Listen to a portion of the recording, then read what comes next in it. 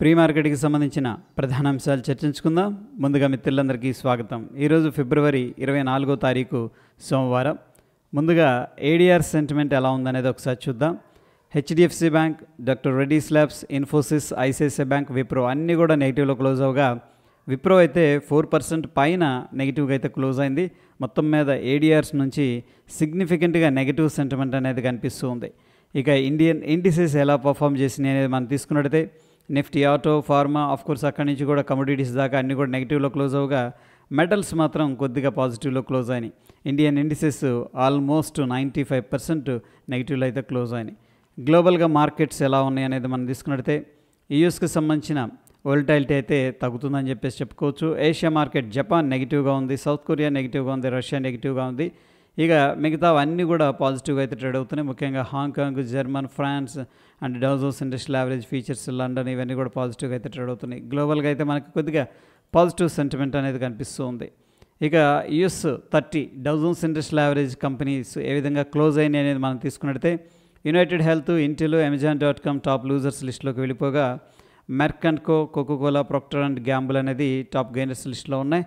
మొత్తం మీద 70% పైన ఈ యొక్క స్టాక్స్ అయితే నెగిటివ్గా క్లోజ్ అయినాయి. ఇక ఎకనామిక్ క్యాలెండర్ విషయానికి వచ్చేసరికి నిన్నటి రోజున రష్యా హాలిడే అయితే ఉంది. ఈరోజు మనం చూసుకున్నట్టయితే జపాన్ ఎంపరర్స్ బర్త్డే ఉంది కాబట్టి ఈరోజు కూడా హాలిడే ఉంది జపాన్కి. ఎటువంటి మేజర్ ఈవెంట్స్ అయితే కనిపించట్లేదు. ఎకనామిక్ క్యాలెండర్ అనేది మనం తీసుకున్నట్టయితే నిన్నటి రోజున ఎటువంటి ఈవెంట్స్ కనిపించట్లేదు ఇండియాకి సంబంధించి. ఈరోజు కూడా ఎటువంటి మేజర్ ఈవెంట్స్ అయితే కనిపించట్లేదు. మొత్తం మీద ఈ స్టాక్ ఫీచర్స్ అయితే స్లైట్గా గ్రీన్లో క్లోజ్ అయినాయి అని చెప్పేసి చెప్పుకోవచ్చు. టెస్లా కార్ మ్యానుఫ్యాక్చరింగ్ కంపెనీ ఇండియాలోకి ఎంటర్ అవుతుందన్న దీంట్లో ఏంటంటే ఆంధ్రప్రదేశ్ అయితే ఈ యొక్క మ్యానుఫ్యాక్చరింగ్ యూనిట్ని ఇన్వైట్ చేయాలని చెప్పేసి సన్నాహాలు చేస్తున్నట్టు తెలుస్తుంది. ఇక రిజల్ట్స్ క్యాలెండర్ విషయానికి వచ్చేసరికి ఫ్యూచర్ అండ్ ఆప్షన్స్లో ఏ ఒక్క కంపెనీ కూడా రిజల్ట్ అయితే అనౌన్స్ చేయట్లేదు. ఫ్యూచర్ అండ్ ఆప్షన్స్లో మణప్పురం, చంబల్ ఫర్టిలైజర్స్ అనేది బ్యాన్ లిస్టుకు వెళ్ళిపోవడం అనేది జరిగింది. వీటిలో మనం ఫీచర్స్ అండ్ ఆప్షన్స్ ట్రేడ్ అయితే చేయకూడదు.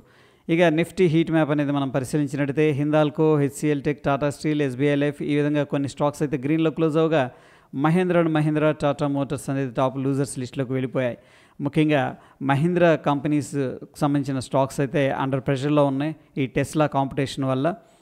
ఇక కొన్ని స్టాక్స్ మనం పరిశీలించినట్టయితే JSW energy, KEI, Torrent power, VBL, SBI life అనేది సిగ్నిఫికెంట్గా లాంగ్ బిల్డప్ అనేది జరుగుతూ ఉంది.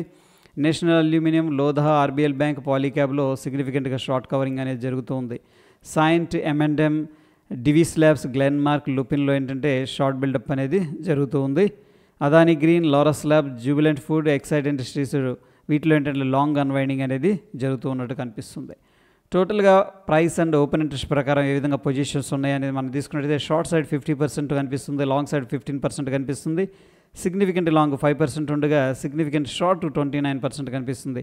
మొత్తం మీద మార్కెట్స్ ఇక్కడ నుంచి కూడా కిందకి వెళ్తాయి అన్న కాన్సెప్ట్లో ఏంటంటే పొజిషన్స్ అనేది తీసుకున్నట్టు అర్థమవుతుంది. అండ్ ఓపెన్ ఇంట్రెస్ట్ ప్రైస్ ప్రకారం మనం చూసుకున్నట్టయితే ఇక్కడ షార్ట్ బిల్డప్ అనేది జరుగుతూ ఉంది అని చెప్పేసి అడ్వైజ్ చేస్తుంది. అంటే ఏంటంటే మార్కెట్ ఫర్దర్గా కిందకి వెళ్తుంది అని చెప్పేసి పార్టిసిపెంట్ ఎక్స్పెక్టేషన్ ఉన్నట్టు తెలుస్తుంది. ఈరోజు ఎటువంటి ఎక్స్పైరీలు అయితే కనిపించట్లేదు. ఇక ఇంపార్టెంట్ సపోర్ట్ విషయానికి వచ్చేసరికి ఈరోజు మార్కెట్ అయితే సిగ్నిఫికెంట్గా గ్యాప్ డౌన్ అనేది జరుగుతుంది. సో ప్రస్తుతానికి మనం వాచ్ చేయాల్సిన లెవెల్ వచ్చేసరికి 22,772 ఇమీడియట్గా ఉన్న రెసిస్టెన్స్ లెవెల్ అని చెప్పేసి చెప్పుకోవచ్చు. సో 22,650 కానీ 22,500 కానీ ఏంటంటే మేజర్గా ఉండే సపోర్టు ఇన్ నిఫ్టీ. సెన్సెక్స్ విషయానికి వచ్చేసరికి మనకి ఇమీడియట్గా 75,333 ఇమీడియట్గా రెసిస్టెన్స్, 74,943 అనేది ఇమీడియట్గా ఉన్న సపోర్టు. బ్యాంక్ నిఫ్టీ విషయానికి వచ్చేసరికి 48,866 ఇమీడియట్గా ఉండే రెసిస్టెన్స్, 48,582 అనేది ఇమీడియట్గా ఉన్న సపోర్టు.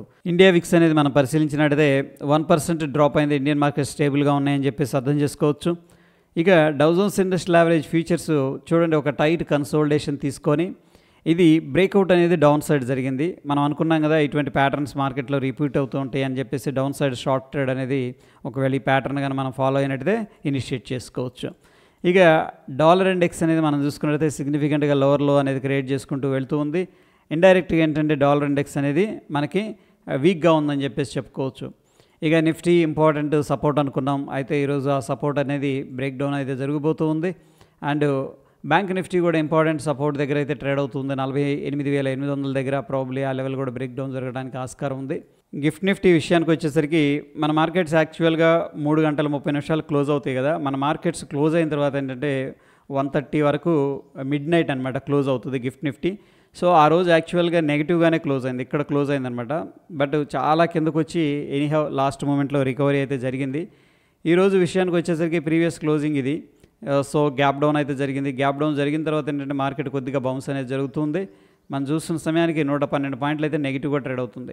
ఈ యొక్క డిఫరెన్స్ ఎంత ఉందనేది చూద్దాం. 22,680 దగ్గర గిఫ్ట్ నిఫ్టీ ఫ్యూచర్ అనేది ట్రేడ్ అవుతుంది. మన నిఫ్టీ ఫ్యూచర్ వచ్చేసరికి 22,820 దగ్గర క్లోజ్ అయింది. మొత్తం మీద ఒక 140 పాయింట్లు అయితే నెగిటివ్గా కనిపిస్తుంది. Based on the gift Nifty ఏంటంటే మనం గ్యాప్ డౌన్ అయితే ఎక్స్పెక్ట్ చేసుకోవచ్చు. కొన్ని స్టాక్స్ న్యూస్లో ఉన్నాయి. Zomato, Jio financial, Lupin, RVNL, Ujjivan, SFB, Granules India, Vedanta, Paisalo digital అనేది వీటిలో మొమెంటం ఉండే అవకాశం ఉంది. ఈ లింక్ అనేది నేను టెలిగ్రామ్లో అయితే షేర్ చేస్తాను. ఇక టెక్నికల్గా సమరీ ఎలా ఉందనేది తీసుకున్నట్టయితే నిఫ్టీ బ్యాంక్లో డైలీ కానీ లోవర్ టైం ఫ్రేమ్స్ అన్నింటిలో కూడా స్ట్రాంగ్ సెల్ అనేది అడ్వైస్ చేస్తూ ఉంది. అదేవిధంగా నిఫ్టీ 50 తీసుకున్నట్టయితే డైలీ టైం ఫ్రేమ్లో స్ట్రాంగ్ సెల్ ఉంది, లోవర్ టైం ఫ్రేమ్లో కొద్దిగా సైడ్ వేస్ అనేది కనిపిస్తుంది. సో ఫ్రెండ్స్, మనకి క్లియర్గా గిఫ్ట్ నిఫ్టీ ప్రకారం అయితే వీక్గా కనిపిస్తుంది. స్ట్రాంగ్గా గ్యాప్ డౌన్ జరగడానికి ఆస్కారం ఉంది, అట్లీస్ట్ 100 పాయింట్ల పైన అయితే. సో ప్రస్తుతం ఉన్న సిచ్యువేషన్లో మనం కొద్దిగా ఇంపార్టెంట్ రెసిస్టెన్స్ లెవెల్స్ దగ్గర సెల్ చేసుకోవడం, లేదు అంటే కూడా మార్కెట్ కొద్దిగా సెటిల్ అయిన తర్వాత ఇంపార్టెంట్ సపోర్ట్ దగ్గర మాత్రమే బై చేయాలని చెప్పేసి నాకు అనిపిస్తుంది. ఇది ప్రీ మార్కెట్కి సంబంధించిన ఇంపార్టెంట్ అప్డేట్స్ ఫ్రెండ్స్. మరొక ఇంట్రెస్టింగ్ ఎపిసోడ్లో మళ్ళీ కలుసుకుందాం. Stay tune. ధన్యవాదాలు.